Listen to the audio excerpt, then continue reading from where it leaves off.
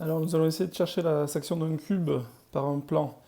Donc ici on va essayer de chercher la section du cube qui est dessinée ici par le plan PMN. Alors P ici, M ici et N ici. Alors il faut savoir que selon les positions, les méthodes ne sont pas toujours les mêmes, quoi.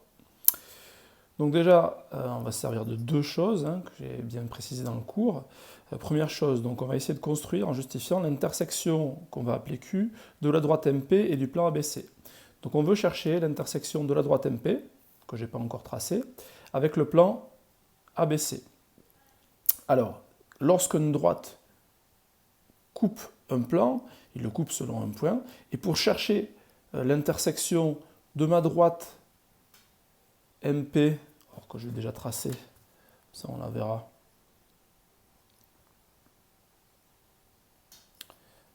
Chercher l'intersection de MP, alors là je vois, là c'est caché à l'intérieur, et là je vois aussi. Donc avec le plan ABC, il faut chercher une droite dans le plan ABC qui est coplanaire avec la droite MP. Or, le plan ABC, c'est la face du bas. Donc, est-ce qu'il y a une droite qui appartient au plan ABC? Ben oui, il y a la droite DC qui appartient aussi, qui est coplanaire avec la droite MP. Pourquoi? Parce que la droite DC, elle appartient au plan ABC, ça c'est évident. DC, elle appartient au plan ABC, ou elle est incluse dans le plan ABC. On sait aussi que DC appartient au plan qui est la face de derrière, qui est la face DCG. On sait aussi que la droite MP, elle appartient à ce même plan DCG, c'est évident, étant donné que M appartient à CG et P appartient à HG. Donc,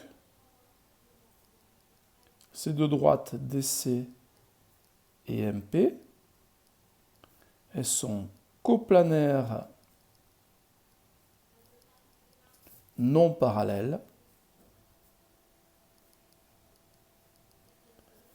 donc séquentes. Ce qui veut dire que si je prolonge DC, l'intersection que je vais voir, elle existe vraiment. Donc ça, c'est vraiment un point qui existe. D'accord? C'est pas... Il faut faire attention en perspective cavalière. Parfois, on a des droites, on a l'impression qu'elles se coupent. Par exemple, ici, on a l'impression que MP et GF se coupent, mais elles ne se coupent pas dans la réalité. Donc ça, c'est la première chose. Donc, j'ai une première intersection. J'ai une intersection, donc je cherche l'intersection de la section de mon cube par le plan MNP. Donc il faut que je cherche la section de MNP avec chacune des faces du cube. Alors il y en a une qui est facile, c'est la section, c'est PM, c'est la section avec la face latérale de derrière. MN, c'est la section avec la face latérale de côté, là, avec la face BCG. Maintenant, du coup, j'ai l'intersection de ABC avec MNP. Pourquoi? Parce que l'intersection de deux plans, c'est une droite. Donc pour trouver l'intersection de deux plans, il suffit que je trouve deux points qui sont dans les deux plans. Or, je viens de trouver le point Q, qui appartient à MP, donc à MNP, mais qui appartient aussi à DC, donc à BC. Donc Q est un point qui appartient aux deux plans. Je connais le point N, qui appartient forcément à MNP, mais qui appartient aussi à ABC. Donc M et N sont deux points qui appartiennent aux deux plans. Donc l'intersection de ABC avec PMN, c'est la droite. Je vais l'écrire. L'intersection de MNP avec ABC, c'est la droite NQ. Donc je vais pouvoir la tracer, cette intersection. Je prends ma règle, je trace. Alors moi, ce qui m'intéresse, ce n'est pas forcément cette partie-là, c'est la section avec le cube. Donc là, je m'arrête à la section avec le cube. Et donc j'ai déjà trois sections.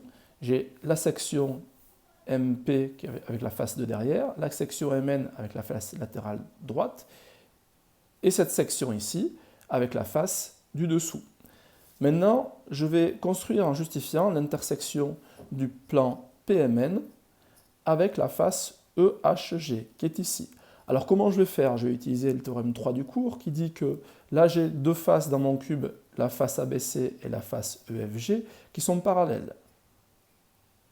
ABC est parallèle à EFG. Ça c'est évident, c'est un cube, donc il n'y a pas de souci.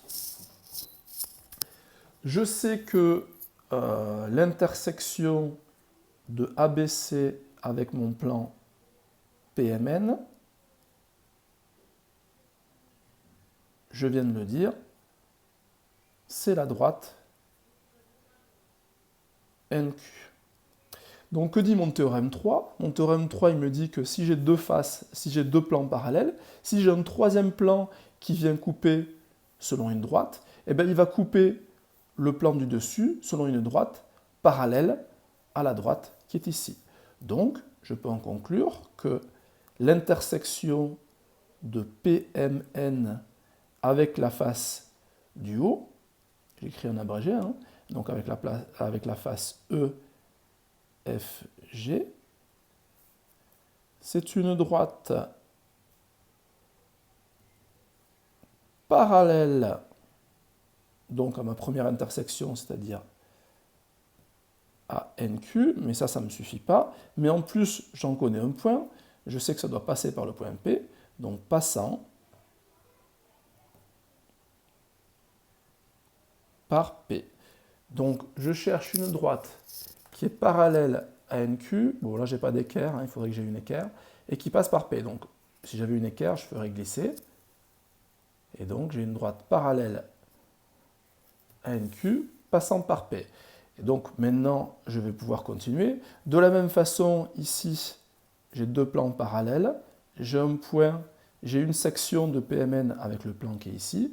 J'ai un point dans l'autre plan, donc je vais chercher une droite qui est parallèle à cette section-là et qui passe